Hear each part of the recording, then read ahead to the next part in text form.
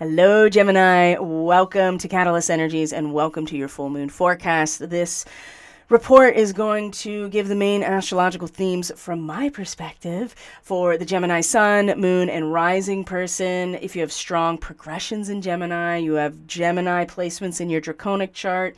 If you are just trying to understand the Gemini person in your life, or if you're Sagittarius and you know how important the Gemini aspect is to you and how these dichotomies are actually inseparable from each other, there's going to be information here in this forecast for you. So we're going to look at the last lunar quarter, which means our full moon, which is exact on the 7th of December at 16 degrees and 1 minute of Gemini, conjunct Mars retrograde. That's been a treat, hasn't it? It's been a real treat.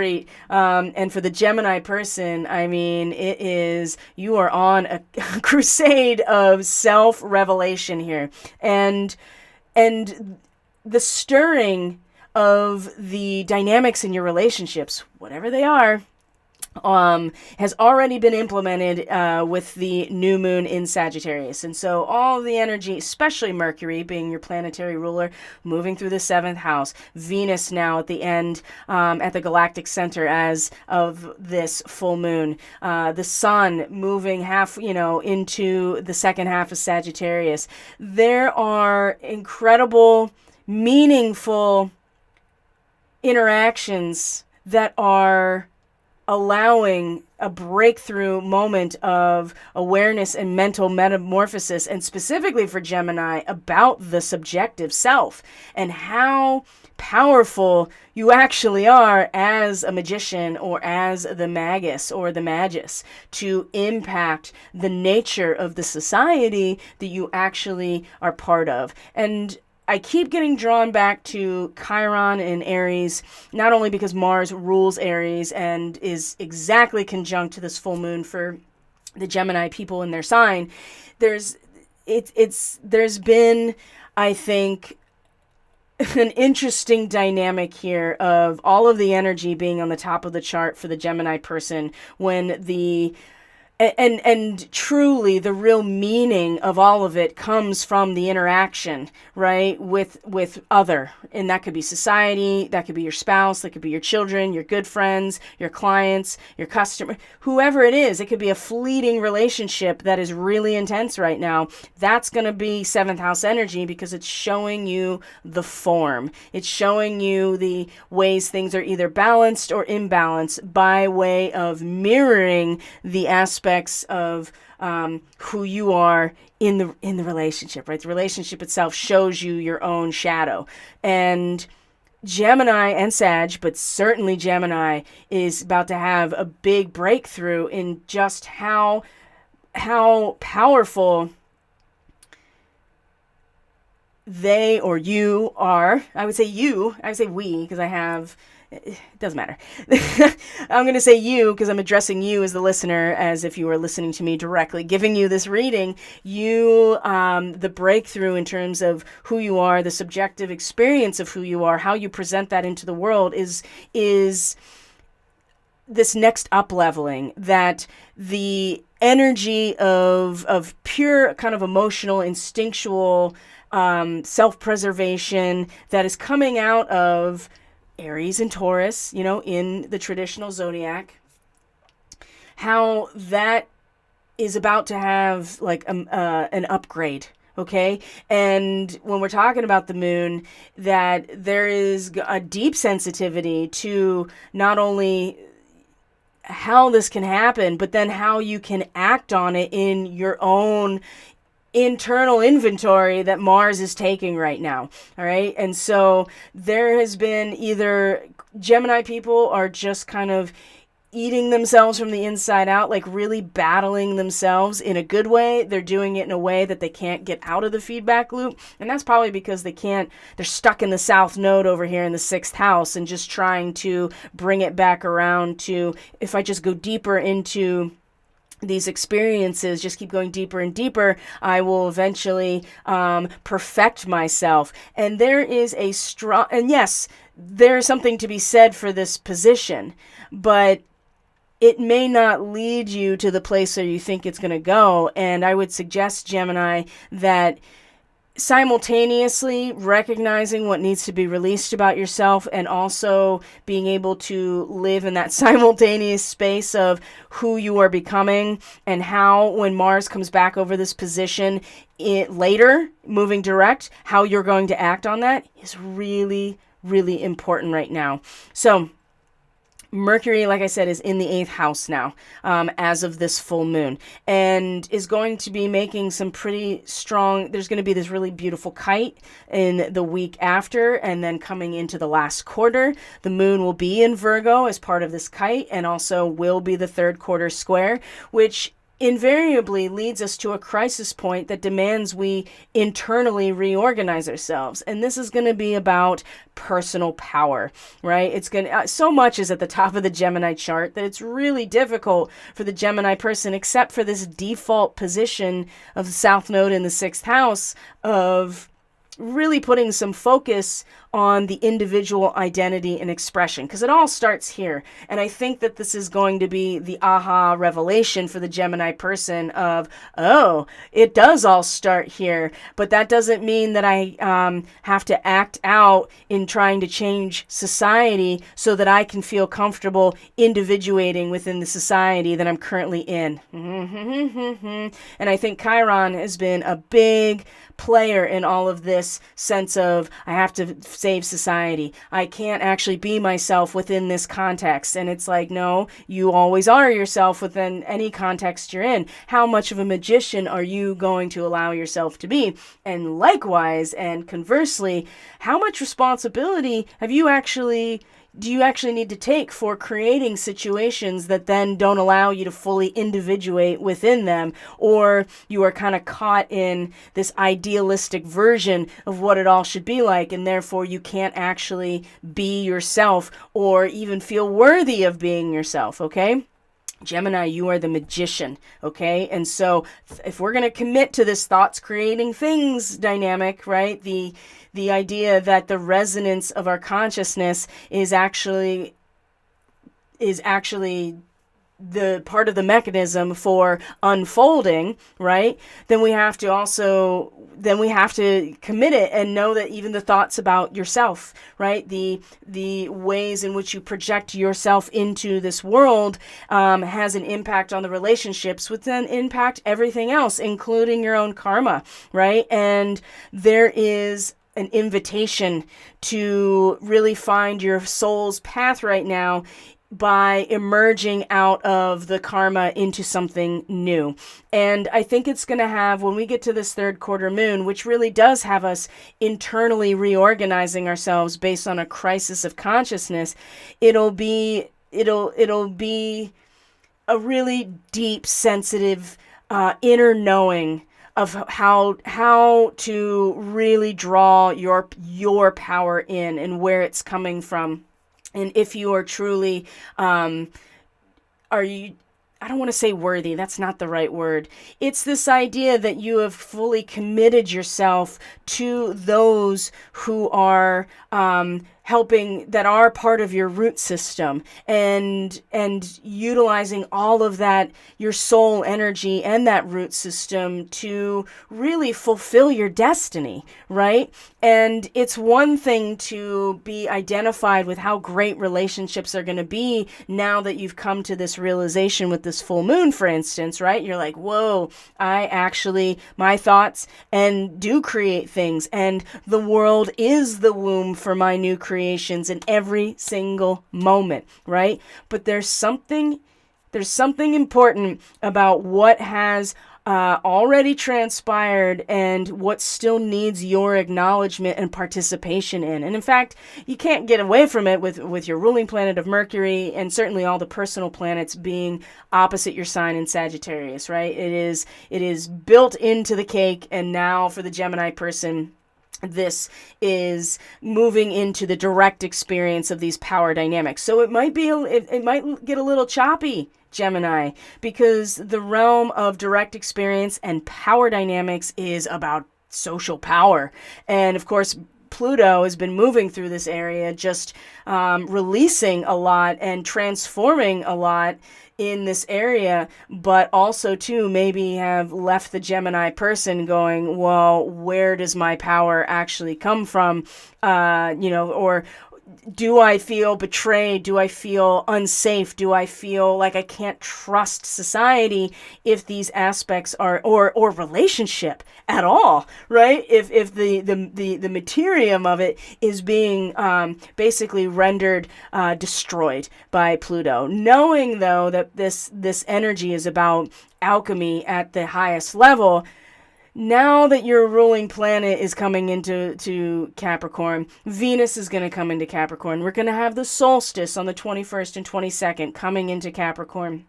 And this connection with the third quarter moon, and certainly the kite that I'm going to show you, it's really bringing your awareness and your internal awareness to the vessel itself, your root system, which is your spiritual community, your family of origin, and the traditions that really hold you all together, the commitment you have to your spouse or your loved ones, whatever this fourth house is, or just a connection to life and being a custodian. These are all parts of the fourth house, your clan, your tribe, your sense of patriotism, all fourth house types of energies. And this is the vessel that holds our emotional vulnerability. This needs to be safe and needs to be, with Virgo here for you, Gemini. This is also a Mercury ruled area. At the very least, it's exalted here. But what also rules Virgo, at least the way that I've been reading it, is also Chiron. And so every time you get pulled into this wound about, society needing to change so that you can individuate within it, or you can't do it until then, or feeling guilty about even being part of society, it takes away from the work that and the sense of patience and diligence and,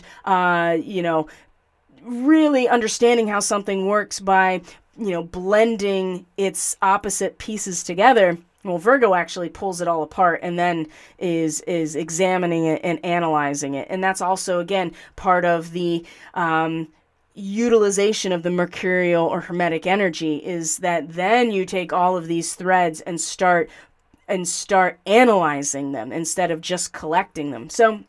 But again, it's going to come through your emotions.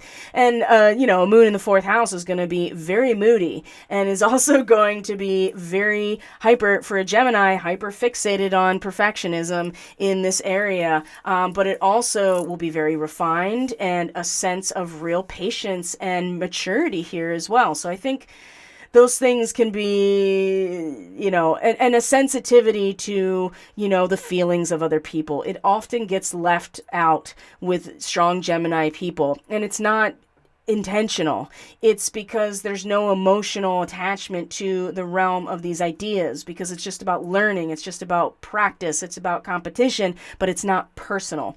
The moon in the fourth house is very personal, and it's personal to other people. So how do you take the analytical mastery of Virgo, and also the sensitivity of the feminine kind of mothering, ripening and maturing aspect of Virgo?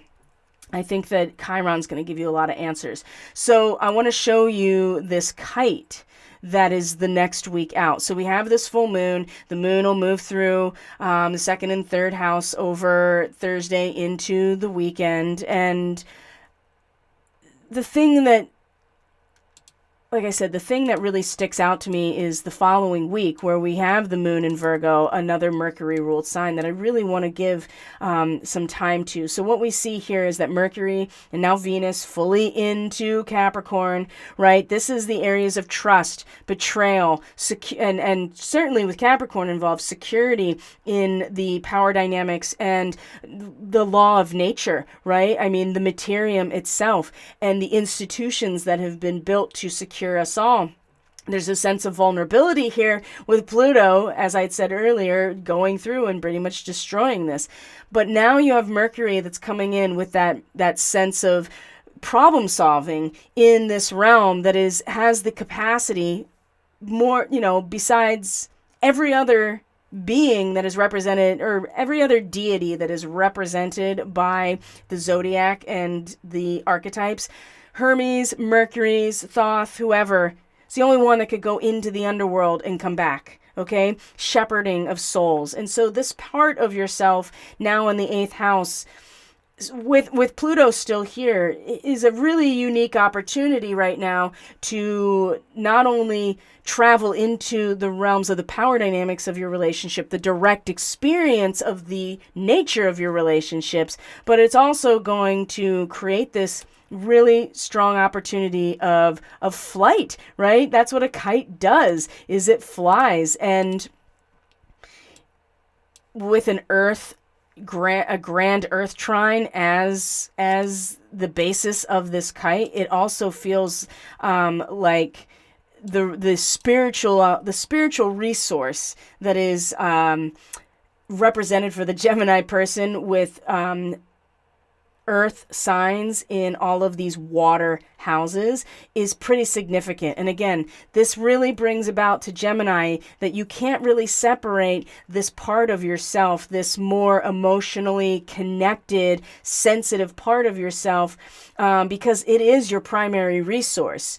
And it's very, like I said, it's very easy, I think, for the Gemini energy to lose sight of that. And when we go, I'm going to talk more about the Orion Starseed nature in the membership astrology report, but that's a big signature of the Orion, is that there's oftentimes a lack of consideration for the emotional impact. And so there's a lot of potential resolution of karma, big time for the Gemini person, that is also tied into this internal reorientation about the emotional dynamics in tight family situations or in your inner life that are, the spine of the kite is the soul-based journey, which is taught between these two areas of surrendering to the self's works, labors, and actions in their own life, right? And for a Gemini person, this is investigation, right? This is the 6th house, and Scorpio is investigating as the service, okay? But it's about it's the tension between that and where you're headed, where we're all headed towards this, like, basically window shopping all of these potentials at a soul level to go into. And I think that's exciting. But there is a need to be very inquisitive and curious and have some element of discovery and real seriousness about it with Mercury and Capricorn into the power dynamics that have played into creating the 11th house energy that you can feel, that you can actually be part of, that you can individuate as part of without the necessary ideal image being there, because it's coming from relationship that really creates the collective that you are part of. And this is a big lesson. So you have Mercury that is in aspect. I mean, this is a perfect kite and a grand earth trine with the moon in Virgo and Mercury and the north node in Taurus. And then you have the south node as the top of the kite. So let's unpack this a little bit, because there's a sense of personality that just takes charge here at 13 degrees of Virgo. And in galactic astrology, this is all very much avatar energy, this 13 degrees of any sign, really. And some of them are more connected to certain starseed origins than others. But the idea here is that it's in this incarnation that we are all walking in as an avatar of some other, our oversoul, right? This is the avatar that our oversoul is in, and that we are representing all of the things that have come before, right? And so especially 12 to 13 degrees Virgo, I would be 12 to 13 to 14 to 15 roughly. I would be reading that as a Syrian starseed connection. And to have moon in the fourth house, that's very strongly Syrian starseed connection. These are the custodians, these are the shamans, these are the wizards, right? Now, yes, the Magi can't go without the vessel in which to draw the waters of their own soul into the ritual, into the spell, into the incantation, whatever it is, right? Into the experience of the logos and just embodying it. Whatever works for you in terms of understanding this. And so there's a power here that comes from this kind of detached journey into the power dynamics here and wanting to change. Right? Wanting to transcend, and by way of some type of catalyzing effect, okay? And it's like worshiping fire. And it's not so much about worshiping it, but revering that fire is the simultaneous process of death and rebirth, okay? So when you are really addressing those dynamics with that sense of cognition, and you as a person really doing the problem solving work in this area, what you're going to find here is, I think, along with it, this really powerfully sensitive, emotionally grounded and rooted perspective that is like, I can come in and take control of my own inner feeling, even if I'm bringing into my experience the catalyzing but also destructive aspect of these old power dynamics basically being burned to the ground or going through their own metamorphosis, okay? And when you're relying on them, that can be really scary, especially if the economy itself is falling apart and that is directly impacting your investments, right? That's a very strong thing that could be happening here. And that, especially with the South Node in Scorpio like that, I mean, there is a surrender here that I think is only the Gemini person, like as the Fool, can walk, is really able to,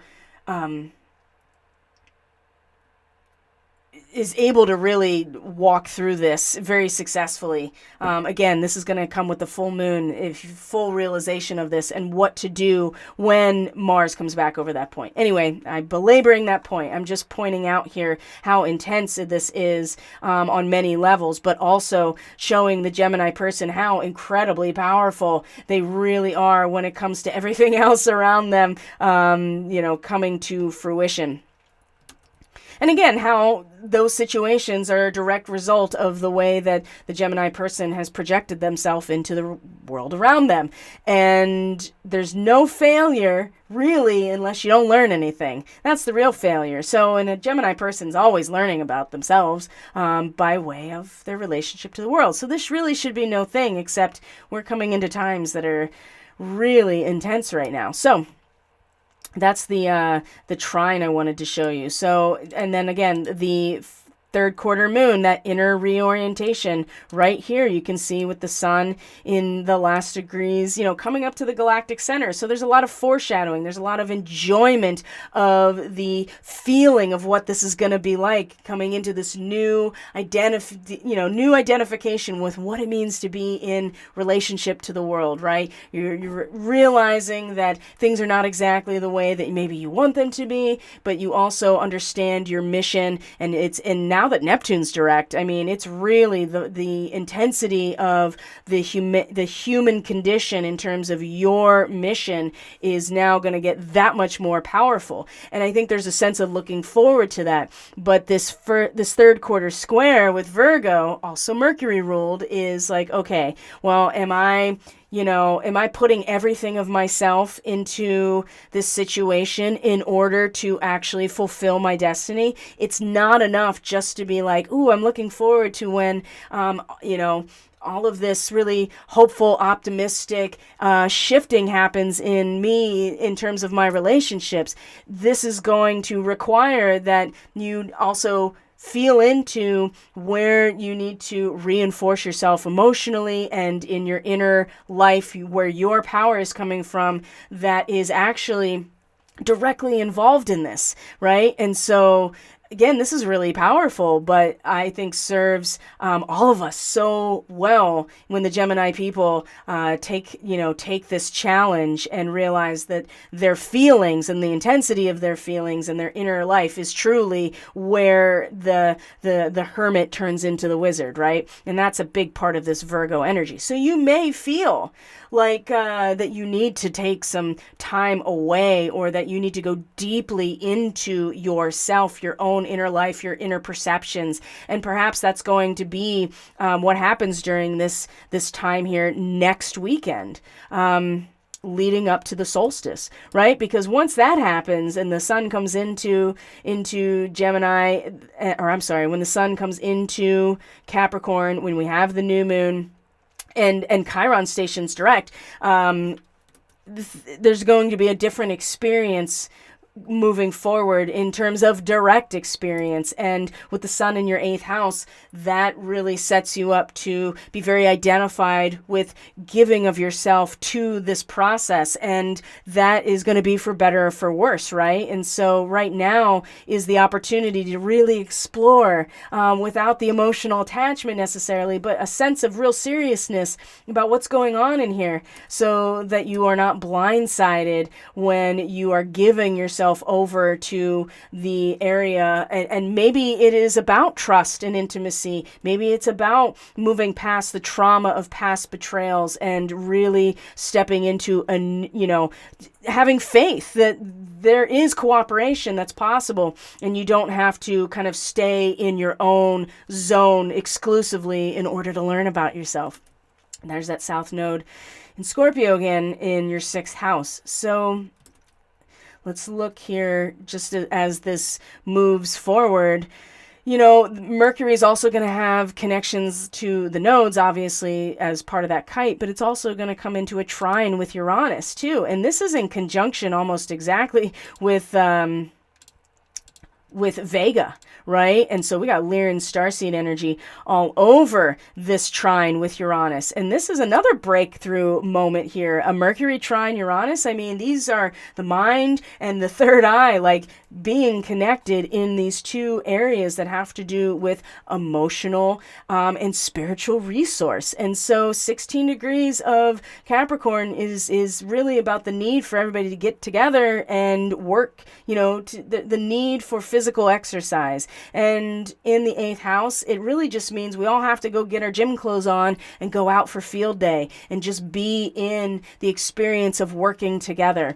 And I think that you don't know what it's going to bring, Gemini, but there is a sense of, again, curiosity and a sense of real discovery in this area, and a real commitment, right? Determination to address these areas cognitively through your persona. So, and looking at it in very empirical, concrete type of way. And the trine to Uranus is like, we don't know where we're going. And where we've been is not going to, especially with Uranus, it's definitely not going to give us any insight into where we're going. But it's absolutely the area that at a spiritual level is going through its transition and soul growth. And so, you don't know what field day is going to do, right? Who's going to win? Like when I was a kid, it was the white team and the blue team, right? And so you don't know if it's going to be the white team or the blue team. And you just go out and everybody enjoys it and everybody is participating and being active. You're going to have to be active in this realm. And maybe there will be unseen changes that you can't apprehend, or that you can't, I wouldn't say apprehend, that you can't, basically that you can't expect, right? I'm trying to look for another word and I'm just struggling with it, but there's very unexpected change in these unseen, maybe karmic realms, and it's very much on the very internal, with Uranus retrograde, that again is going to have an impact on a cohesive, a balanced, foundational impact around resources and physicality that are, okay, well, this is changing, and I don't know where it's going, but at least I know that I can do this, right? Can work with people, participate in some sort of cooperation, okay?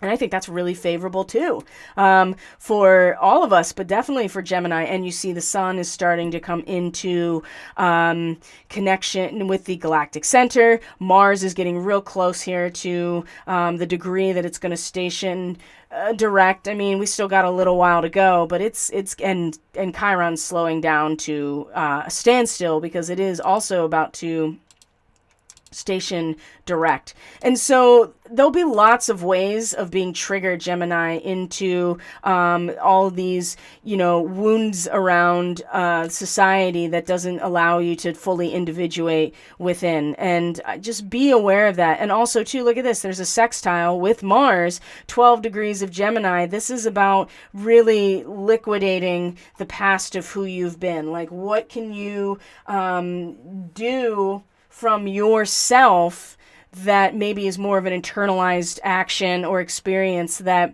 can, I think, the societal aspect may not be completely ideal or not living up to your version of cosmic order versus the order of society. And you can see that Jupiter's already moved into Aries by this point. So there's also a emergence in terms of wisdom and the big picture, right? This is a very enterprising in this way.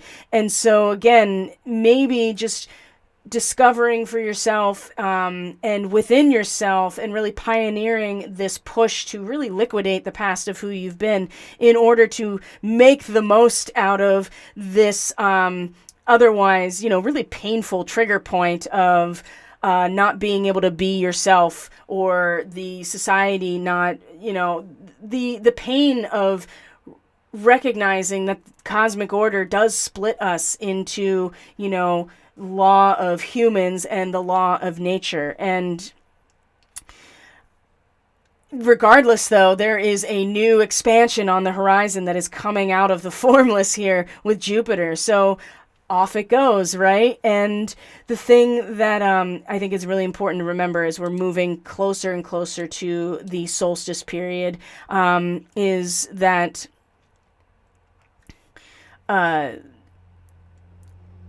you may not know, and you may not like, and you may be really confused about what exactly at the social level is really happening. And you know that you don't, you aren't okay with where things have been, but there is a recognition now that in the realm of power dynamics and what you are part of creating through cooperation, through your participation, through your communion, and this matters at an emotional level, is having an impact. And the power of your own personality and identity in this realm becomes that much more amplified when we come to the solstice. And then we have our new moon on the 23rd, which is 1 to 2 degrees of Capricorn, right? And also, too, that is a new moon that specifically brings out the reality that with great power comes great responsibility, and the potential to waste that power and energy of group capitalization on trying to protect it, right? Which is war.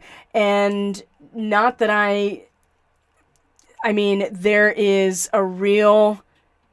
on the global stage right now, there is people really need to be very clear with themselves, certain Gemini people that have lots of power, but also too, just on an individual level, to set an intention to never forget this, right? That there is a piece of all of us that is lost when we use the resources that we have gathered together in order to attempt to protect them. And there's something about this Virgo moon, and the fact that it's a third quarter moon square, I think is going to give a lot of insight into what, the quality of the emotions of the Gemini person in terms of really taking, coming into a sense of personal control over oneself in this area, and how it's going to be, how it may likely be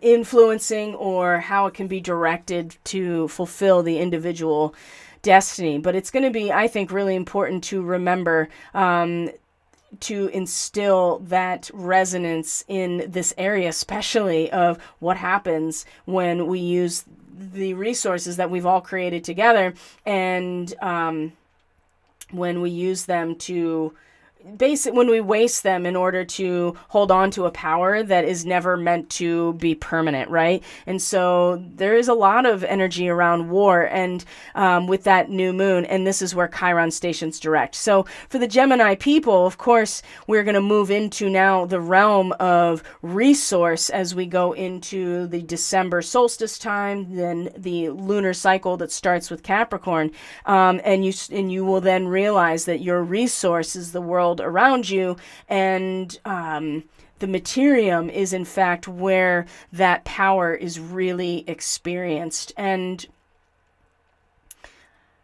right now, none of us know what is going to happen, but I'd say for the Gemini person, the ability to release oneself of the burdens of the past based on what you are learning about yourself in the mirror of your relationship is going to go a long way for where we're going at the end, the calendar end of 2022, and certainly the astrological last quarter, which is the winter in the northern hemisphere and the summer in the southern hemisphere, because 2023 on the calendar is really still, the year doesn't really end until we get to spring, as far as I can feel. And so we have quite the next quarter ahead of us. And Gemini, this full moon, such a huge revelation. So I'm going to leave it there. I want to just remind you, if you are a Gemini or Sagittarius person, that the lunar transit forecast is available to you at the sale rate. You can just go to catalystenergies.net.